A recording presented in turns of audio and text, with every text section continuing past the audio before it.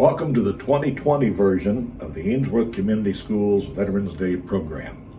I'm Larry Rice, and I would like to thank you for joining us today to spend some time honoring the sacrifices of all U.S. veterans of all branches of the military. We thank every veteran for serving our country so that we can have the freedoms we enjoy. Please focus your attention on the words, music, and patriotic artwork presented by the students of Ainsworth Community Schools.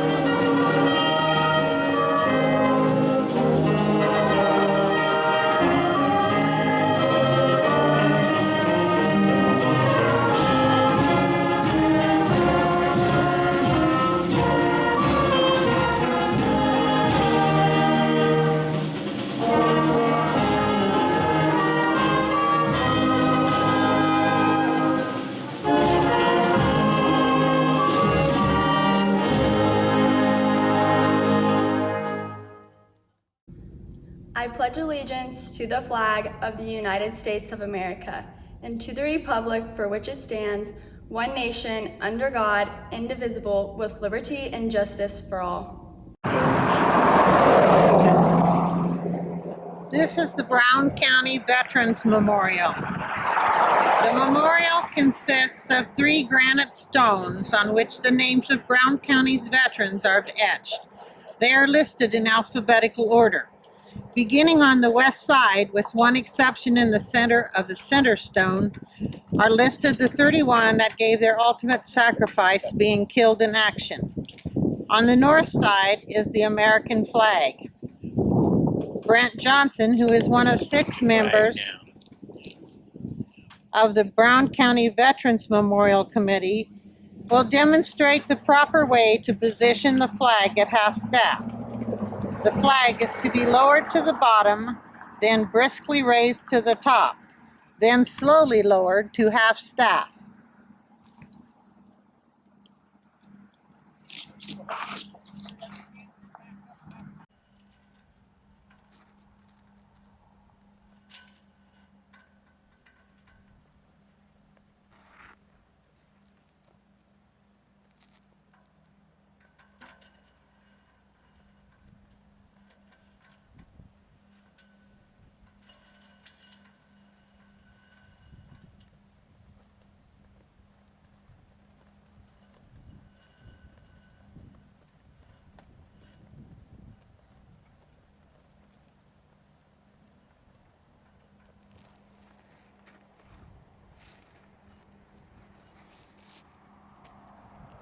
Today, the Veterans Day, we are flying the flag at half-staff in honor of the men and women who served this country while wearing a uniform of the armed forces and whose names are etched in the memorial stones.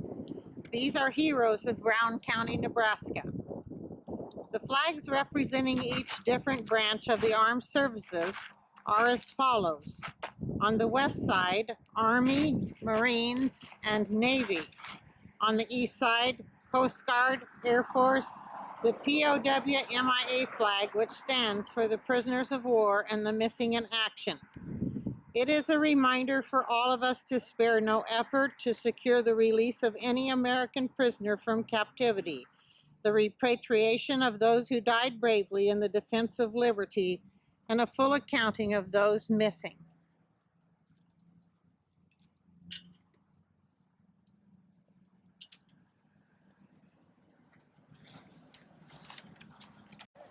Notice the color guards are each ready to protect the flag of the United States from capture or harm. Whether it is leading troops to battle, leading a parade, or as today, leading a salute to veterans who have died. Right face. Forward march.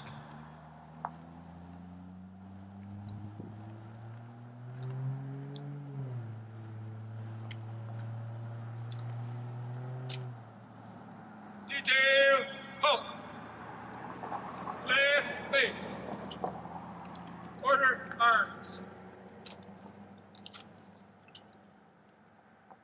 Port arms. The firing squad is 7 persons who will each fire 3 rounds, which make a 21-gun salute. Aim. Fire. Fire. Fire. Order arms. No, port arms. Reset arms. Today, we would like to honor a person, a longtime American Legionnaire, a many times member of the firing squad. That is 89-year-old Jerry Allen.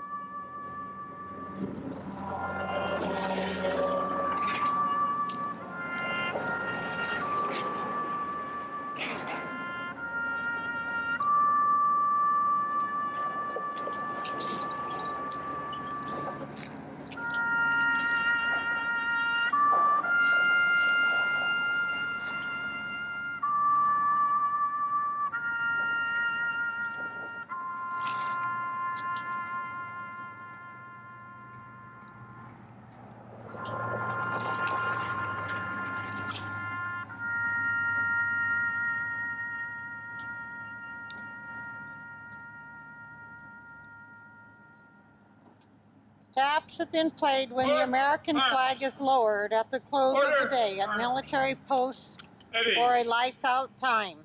Today and at most funerals, it is played denoting a veteran has departed their life and service.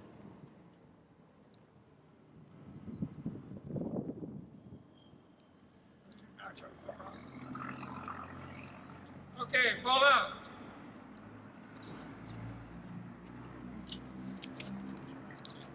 We are the officers of the American Legion Junior Auxiliary. I am the president, Madison Welch. My name is ALYSSA ERTHUM, and I'm the vice president. I'm Maya Flynn, I'm the secretary. I'm Preslyn GOOCHEY, and I'm the chaplain. A resolution adopted at the 1995 National Convention of the American Legion Auxiliary calls for designating a POW, MIA, empty chair at all official meetings as a physical symbol of the thousands of American POW, MIAs still unaccounted for from all wars and conflicts involving the United States of America. At this time, the chaplain will place the POW, MIA flag on the empty chair. A reminder for all of us to spare no effort to secure the release of any American prisoners from captivity, the repatriation of the remains of those who died bravely in defense of liberty, and a full accounting of those missing. Let us rededicate ourselves to this vital endeavor. POW, MIA, Remembrance Table Service. Those who have served and those currently serving in the uniformed services of the United States are very mindful that the sweetness of enduring peace has always been tainted by the bitterness of personal sacrifice. We are compelled to never forget that while we enjoy our daily pleasures, there are others who have endured and may still be enduring the agonies of pain, deprivation, and imprisonment in faraway places. Before we begin our activities, we pause to recognize our POWs and MIAs. We call your attention to this small table which occupies a place of dignity and honor. It is set for one, symbolizing the fact that members of our armed forces are missing from our ranks. They are referred to as POWs and MIAs. We call them comrades. They are unable to be with their loved ones and families, so we join together to pay humble tribute to them and to bear witness to their continued absence. The table is small, symbolizing the frailty of one prisoner of war alone against his or her suppressors. The tablecloth is white, symbolic of the purity of their intentions to respond to their country's call to arms. The single rose in the vase signifies the blood that may have shed in sacrifice to endure the freedom of our beloved United States of America. This rose also reminds us of the family and friends of our missing comrades, who keep faith while awaiting their return. The red ribbon on the vase signifies the red ribbons worn on the lapels of the thousands who demand, with unyielding determination, a proper account of our comrades who are not among us. A slice of lemon on the plate reminds us of their bitter fate.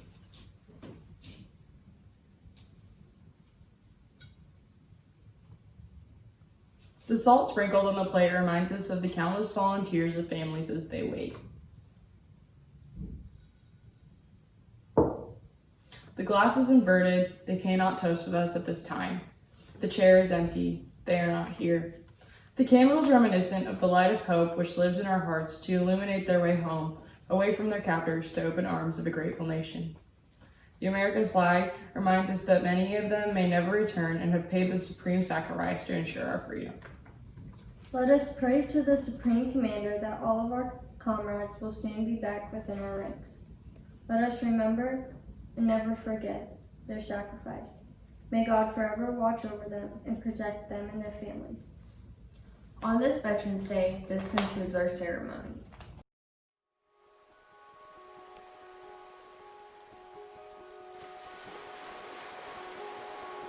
History of the United States during World War II covers the war against Japan, Germany, and Italy, starting with the 7 December 1941 attack on Pearl Harbor.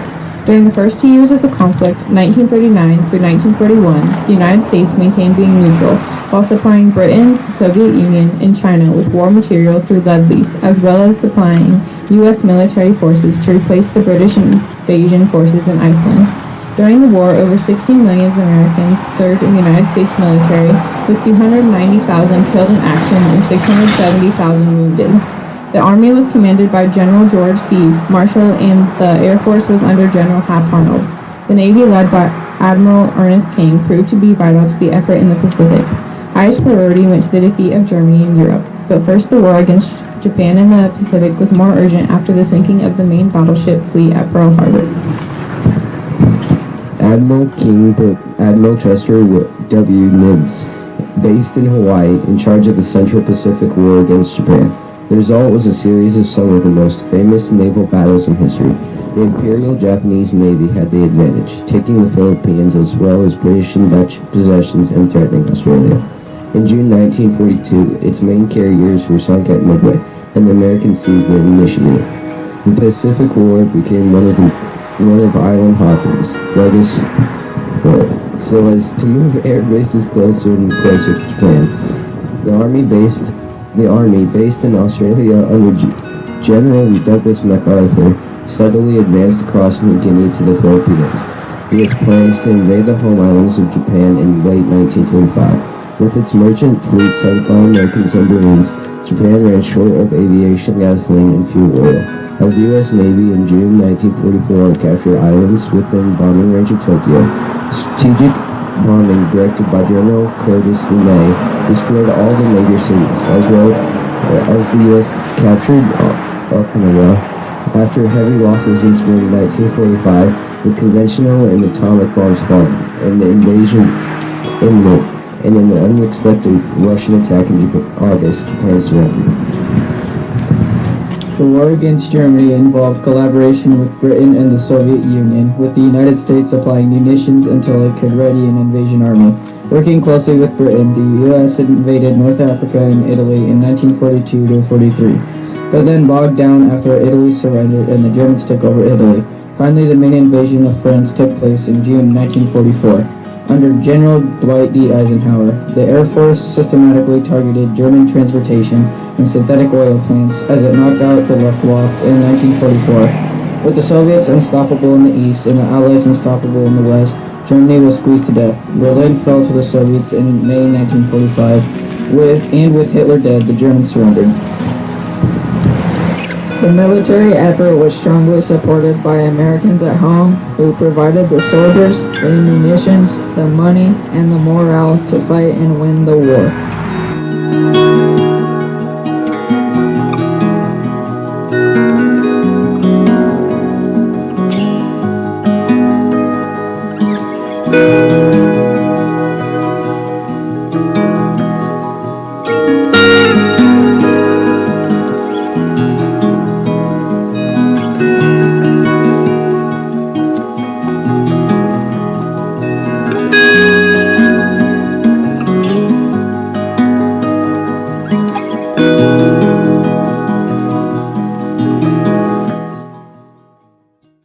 Bump Jr. entered the U.S. Army on December 2nd of 1941, just 2 years after World War II had begun. He received his training at Clarksville, Pampanga, in the Philippine Islands. He was the sergeant of the 689th Bombardment Platoon, which was attacked by artillery fire. Artillery fire was the dropping of bombs on anything and everything as command was given.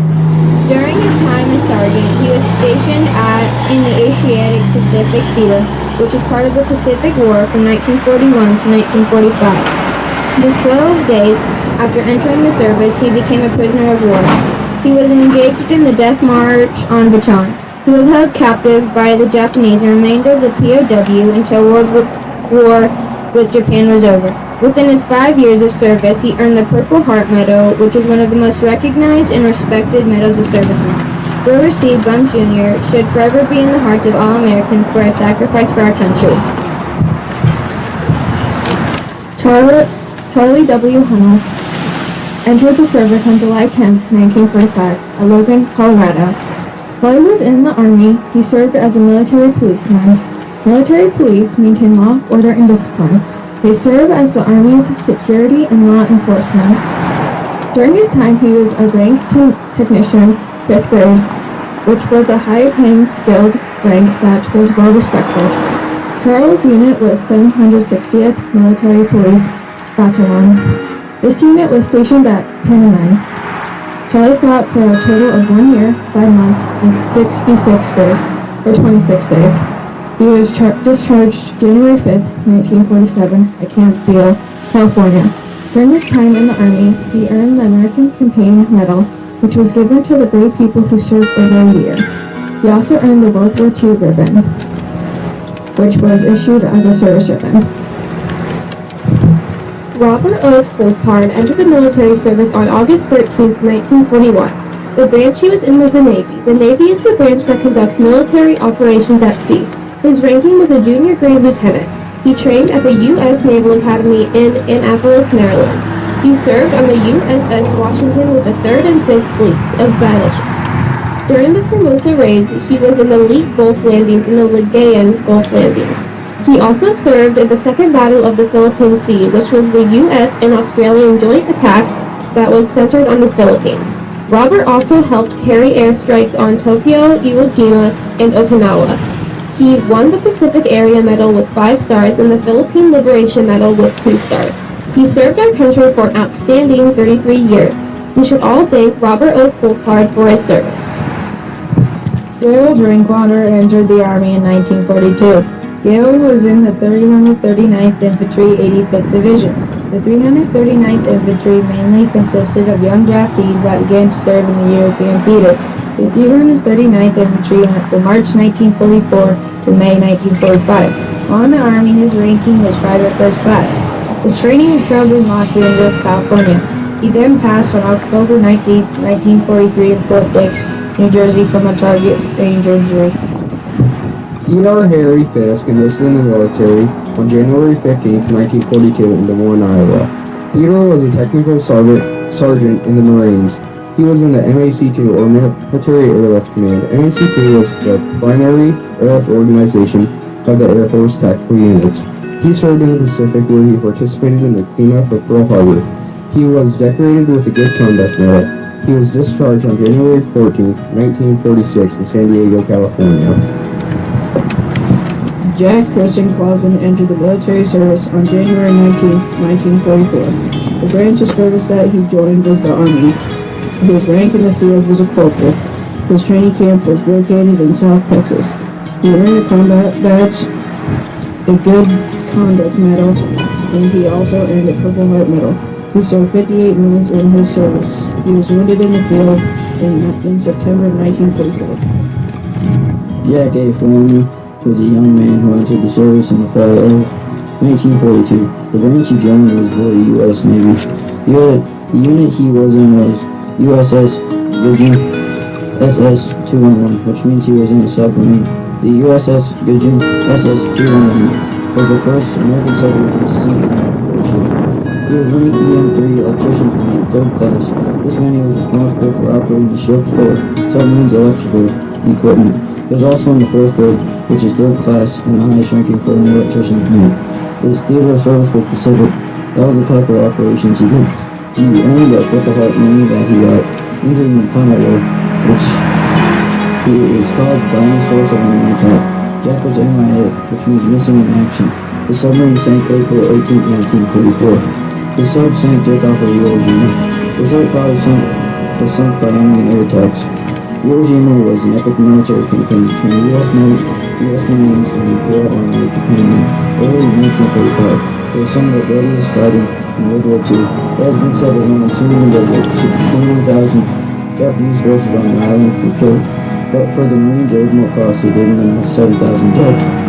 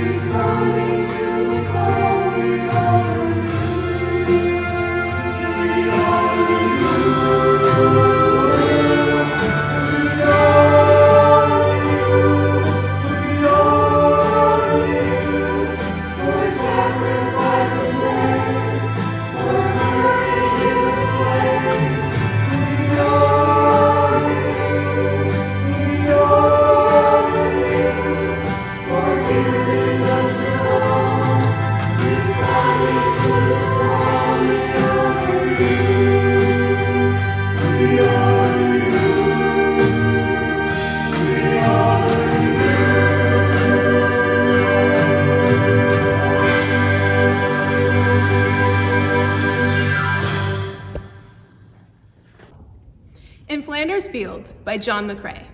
In Flanders fields the poppies blow, between the crosses row on row, that mark our place, and in the sky, the lark still bravely singing, fly, scarce heard amid the guns below. We are the dead, short days ago. We lived, felt dawn, saw sunset glow, loved and were loved, and now we lie in Flanders fields. Take up our quarrel with the foe, to you from failing hands we throw. The torch be yours to hold it high, if ye break faith with us who die.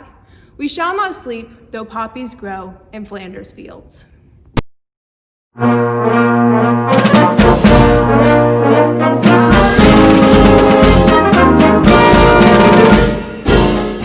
These military combat boots are on display at the Sellers Barton Museum in Ainsworth, Nebraska. One of the most important pieces of gear in a soldier's arsenal today is the U.S. Army's combat boot. Over the last 200 years, the combat boot was updated for almost every new war. Soldiers in the Continental Army, under the command of General George Washington, lacked cold weather clothing and boots during the winter they spent at Valley Forge from 1777 to 1778. The pain of the cold that they endured showed just how vital footwear was to the success of any military conflict. The first boot made for the U.S. military was the Jefferson boot in 1816.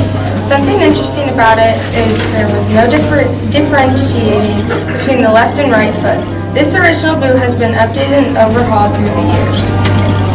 One of the interesting legends concerning the American Civil War Battle of Gettysburg, 1863, is that the Southern soldiers came into the town looking for footwear.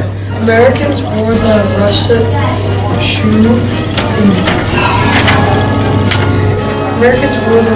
marching shoe in the Spanish-American War of 1898. During World War I, soldiers wore a trench boot or Pershing boot. This boot had been provided to French and Belgian soldiers before being introduced to the Americans. The trench boot had an iron plate in the heel and tanned cowhide in the sole. It was not waterproof. By January 1918, improvements had been made to the trench boot, making it more water resistant. It also had a thicker sole. This made the boot heavier and it gained the nickname Little Tank. During World War II, December 8, 1941 to September 2, 1945, paratroopers were authorized to wear jump boots. They were made completely of leather. This boot was officially called the M1943 Combat Boot and was worn by U.S. Army soldiers during the Korean War. It was needed as a protection from the mountainous terrain and very cold winters.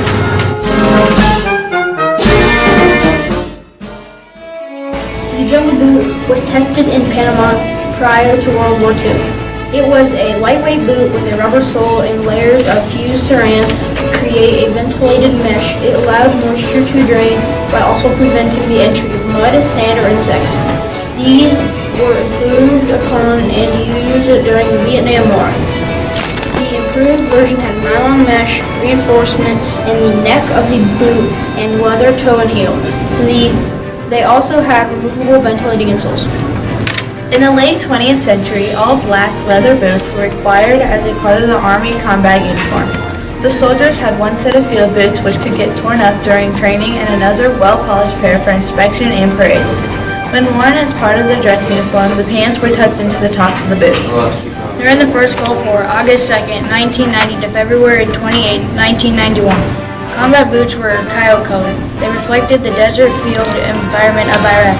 The Army relaxed its requirement to have these boots polished, making them more comfortable and easier to maintain. Most modern combat boots include cold weather boots to be used in frigid environments and high elevations. As fighting environments change over time, so too does the version of the U.S. Army footwear. Today, as the past ones, one of the most important pieces of gear in the soldier's arsenal today is the U.S. Army footwear. This pair of boots belonged to Corporal Bruce Skinner.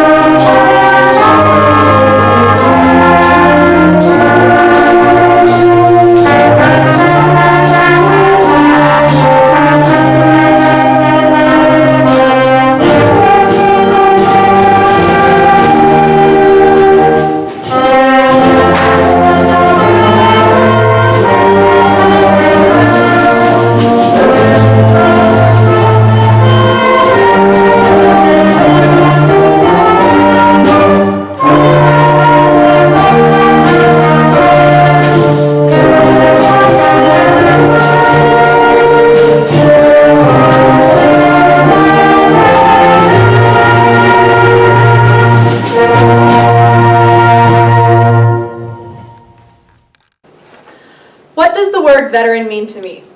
When asked to define the word veteran, looking at its origin is the first step. It comes from the Latin vetus, which was used to mean experienced or knowledgeable. Therefore, to define the term veteran, we have to look not only at the root of the word, but the roots of the people behind the word. It's the experiences and sacrifice of these individuals that define what it truly means to be a veteran. Through the Adopted Veterans Program, supported by Mrs. Davis's 8th grade American History class, many opportunities to listen to first-hand accounts of life in the U.S. Armed Forces have been presented to us. Former service members from a variety of locations and generations participate every year to give us descriptions of their time serving. From the stories of jokes still remembered from boot camp to the fear of leaving home for the first time to start life on a boat or a base, all of these stories seem to have a common theme.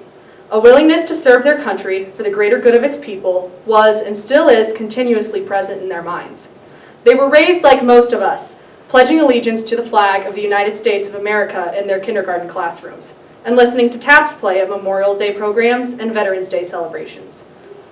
As we all grew up being taught the importance of service and contributing to the welfare of our country, they took the message to heart and decided to prioritize it above all else. It's these special men and women that decided freedom was worth fighting for, and that they would put themselves in a position to defend it. America without veterans wouldn't be America at all. A country can only be as great as the character of its citizens, and it's those citizens who are truly what make the USA a remarkable nation. To answer the question at hand, what does the word veteran mean to you? I say that it's not the word, but the people behind the word. They are the roots of our freedom, at the forefront of conflict to defend the rights of fellow Americans. It's because of them that I am proud to call myself an American. These experiences endured to ensure that our children and our children's children will also be raised to pledge allegiance to their flag, and to be taught to take pride and respect in it is what makes a veteran a veteran. We want to take a moment and say some lyrics from the original Coast Guard song as a thank you for their service. We're always ready for the call, we place our trust in thee, through howling gale and shot and shell to win the victory. Semper Paratus is our guide, our pledge, our motto too. Semper Paratus. Many people know this as the Coast Guard song, but do you really know anything about the Coast Guard? The Coast Guard originally started August 4, 1790 in the United States. The Coast Guard came to be when the first Congress authorized the construction of 10 vessels to enforce federal traffic, trade laws, and prevent smuggling, protecting the nation throughout their long history and serving proudly in every one of the nation's conflicts. They are one of the oldest organizations of the federal government. The Coast Guard served as the nation's only armed force of the sea until Congress launched the Navy Department 8 years later. The Coast Guard has two official flags, the Coast Guard Standard and the Coast Guard Ensign. According to military.com, the first is poignant with historical detail and as much as in the canton of the flag. There are 13 stars, 13 leaves to the olive branch, 13 arrows, and 13 bars to the shield. All corresponded to the number of states constituting the Union at the time the nation was established. The 16 vertical stripes in the body are symbolic of the number of states composing the Union when this ensign was officially adopted. Sometime after the Civil War, the service adopted the same commission pennant as the U.S. Navy. This pennant has 13 white stars on a blue field, 13 vertical red and white stripes, and a red swallowtail. This pennant is flown from the top of the main mast. Thank you so much for dedicating your life to help protect our country. We appreciate all that you do. Thank you. If you served in the military, thank you for your service. The Air Force was the air service branch of the United States Army. The Air Force was established through the National Security Act on September 18, 1947. Prior to 1947, the purpose of the Air Army Corps was to support the ground troops. World War II showed that the air power had more potential than simply supporting ground troops. All military branches have a flag. The Air Force is no different. The first Air Force flag was made March 26, 1951, designed by Dorothy G. Gatchell. The flag is blue and covered with 13 stars representing the 13 colonies. At the top of the seal, there is a bald eagle in front of a cloud formation. The Air Force coat of arms is in the middle of the flag, and under the Air Force seal it says, United States Air Force, in the Roman numeral representing 1947. The Air Force's mission is to defend the nation through the control and exploration of air and space. Thank you to all service members who have risked their lives to protect the lives of others. On November 11th, veterans are honored for their heroic deeds. The U.S. military is made up of 5 branches, including the Navy. The U.S. Navy handles operations on and under the sea, in the air, and on the ground. Our Navy was officially established on October 13, 1775. It was created by General George Washington to defend the American colonies from British attacks. The United States Navy was formed twice. 6 U.S. presidents served in the U.S. Navy. The United States Navy is also one of the largest, most powerful navies in the world, with an impressive global reach. The first Navy flag had 13 red and white stripes with the words, "Don't tread on me." Across the flag was a snake. The modern-day seal of the Navy was created in 1951 and was put on the flag 2 years later. The flag for the United States Navy today features an eagle with its wings spread out in front of a ship. This suggests that the eagle is protecting the ship while at sea. Thank you to all the veterans who are currently serving or have served our country. We appreciate all the sacrifices you have made for the United States of America. Today, we honor all veterans in service branches of the United States military. The history of the Marine Corps began on November 10, 1775. On this day, the Second Continental Congress meeting in Philadelphia stated that 2 battalions of Marines be raised. Samuel Nicholas, the first commissioned officer, led the first amphibious raid into the Bahamas in 1776. This resolution established the Continental Marines and the U.S. Marine Corps. There are many things you may not know about the Marine Corps. The Marines' first battle took place in the Bahamas. They also practiced martial arts. Sometimes the Marines would pin their next prominent rank on their uniforms as motivation. The flag is an important part of the Marine Corps. The flag was first introduced in January 18, 1939. The colors were first introduced in 1925. The colors were scarlet, red, and gold. The indoor version is bordered by gold, but the outside version is very plain. Thank you, veterans, for your service and dedication to protecting our country. We are proud to live in this great nation. We want to take a moment to thank all those who have served or are serving for our country. Their sacrifices do not go unrecognized. Many may not know how the Army came to be. The Army was funded in 1775 by the Second Continental Congress. The Army is one of the oldest service branches in the military in the United States. The original purpose of the Army was to protect the freedom of the first 13 colonies. The Army's flag was dedicated and unfurled to the general public on June 14, 1956 at the Independence Hall. If the Army were a city, it would be the 10th largest city in the United States. George Washington chose the color of the present-day Army dress uniform. The present-day dress uniform. The Army has evolved and grown from the small militia to the world's premier fighting force, protecting us at home and aboard. Your sacrifices do not go unrecognized, and we want to say thank you once again for your services to our country. We hope you've enjoyed this socially distanced version of the Ainsworth Community Schools Veterans Day program. Thanks to the students and teachers who worked to create this year's program. We hope we can celebrate Veterans Day together in person again next year. In the meantime, please take time to thank a veteran the next time you see them.